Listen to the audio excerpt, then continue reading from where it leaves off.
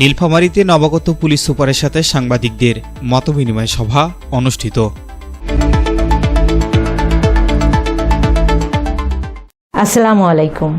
এমকে টেলিভিশনে নিয়মিত সংবাদে আপনাদের স্বাগত জানাচ্ছি আমি শারমিন মিনা। এতক্ষণ শুনছিলেন সংবাদ শিরোনাম, এখন ডেস্ক থেকে বিস্তারিত। নীলফামারীতে নবাগত পুলিশ সুপার ফরহাদ হোসেন খানের সাথে মতবিনিময় সভা করেছেন জেলার বিভিন্ন ইলেকট্রনিক ও প্রিন্ট মিডিয়ার সংবাদকর্মীরা। রোববার দুপুরে জেলা পুলিশের সম্মেলন কক্ষে অনুষ্ঠিত এ সভায় অংশ নেন নীলফামারী প্রেস ক্লাব সহ বিভিন্ন সাংবাদিক সংগঠনের নেতৃবৃন্দ। সভায় সাংবাদিকরা জেলার আইন শৃঙ্খলা পরিস্থিতি, মাদক বিস্তার, ভিসা প্রতারণা, চুরি ছিনতাই সহ বিভিন্ন অসংহতি ও জনদুর্ভোগের বিষয় তুলে ধরেন। এ সময় তারা সাধারণ মানুষের নিরাপত্তা নিশ্চিত করতে পুলিশ প্রশাসনের আরও কার্যকর উদ্যোগ গ্রহণের আহ্বান জানান।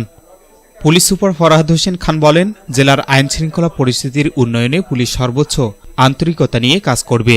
বিশেষ করে মাদক নির্মূল, ভিসা প্রতারণা রোধ, অপরাধ নিয়ন্ত্রণ এবং জনবন্ধ পুলিশি সেবা নিশ্চিত করতে কঠোর পদক্ষেপ গ্রহণ করা হবে বলেও জানান তিনি।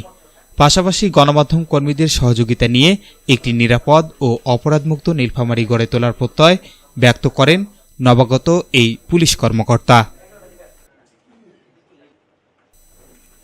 S Rahman, news desk, MK television. শেষ করছি এমকে টেলিভিশনের নিয়মিত সংবাদ।